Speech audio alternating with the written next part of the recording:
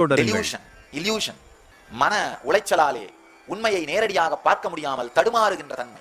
அர்ஜுனன் எல்லா தன்மையிலும் மாட்டி தடுமாறுகின்றான். அது மட்டும் இல்லாம சன்னியாசியை போல பேசுகின்றான். ஐயோ கிருஷ்ணா, இவர்களை எல்லாம் கொன்றுவிட்டு நான் வாழ்ந்து என்ன செய்ய போகிறேன்? நான் காட்டுக்கு செல்கின்றேன், சன்னியாசி ஆகின்றேன். நல்லா புரிஞ்சுங்க. நல்ல முடிவாக இருந்தால் கூட தவறான காரணத்திற்காக எடுக்கப்பட்டால் அது நல்ல விஷயமாக இருக்காது. ஒரு சின்ன கதை.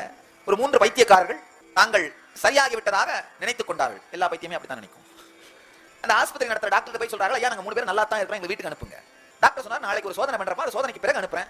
ஆஸ்பத்திரியில் ஒரு சின்ன நீச்சல் குளம் இருக்கு, அதுல தண்ணி இல்லாத காலியா இருக்கு. மருத்துவர் அந்த 3 பேரையும் மறுநாள் நீச்சல் குளத்துக்கு வர சொல்லி தண்ணி இல்லாத அந்த காலியா இருக்க நீச்சல் குளத்துல முதல்ல ஒருத்தர் கூப்பிட்டு குதிப்பான்னு சொல்றாரு. அவர் குதிச்சிடறாரு, கை உடைஞ்சு போகுது. டாக்டர் சொல்றாரு, முடியாது, உன்னை அனுப்ப முடியாது. 2வது நபர் கூப்பிட்டு நீ குதின்னு சொல்றாரு, அவரும் குதிக்கிறாரு, கால் உடைஞ்சு போகுது. 3வது நபர் கூப்பிட்டு குதிப்பான்னு சொல்றாரு, அவன் நான் குதிக்க மாட்டேன் அப்படின்றான். உடனே டாக்டர் சொல்றாரு, நீ போலாம் வீட்டுக்கு, நீ நல்லா ஆயிட்ட. ஆபீஸ்க்கு அழைச்சிட்டு போய் வீட்டுக்கு அடுப்புறதுக்கு முன்னாடி செய்ய வேண்டிய பேப்பர் ஒர்க்லாம் பண்ணும்போது அவர் டாக்டர் மெதுவா கேட்கறாரு, நீ ஏன் குதிக்க மாட்டேன்னு சொன்னா நான் தெரிஞ்சுக்கலாமாப்பா அப்படின்னு. உங்களுக்கு தெரியாது, எனக்கு தான் தெரியும், நீச்சல் தெரியாது அப்படின்னு. குதிக்காதது சரியான முடிவு, ஆனா எந்த காரணத்திற்காக அந்த முடிவு எடுக்கப்பட்டதோ அது தவறான காரணம்.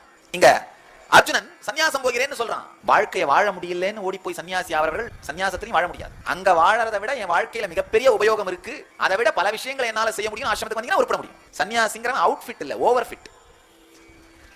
தொடர்ந்து இணைந்திருங்கள். சேனலை சப்ஸ்கிரைப் செய்யுங்கள். சமூக ஊடகங்களில் பின்தொடருங்கள்.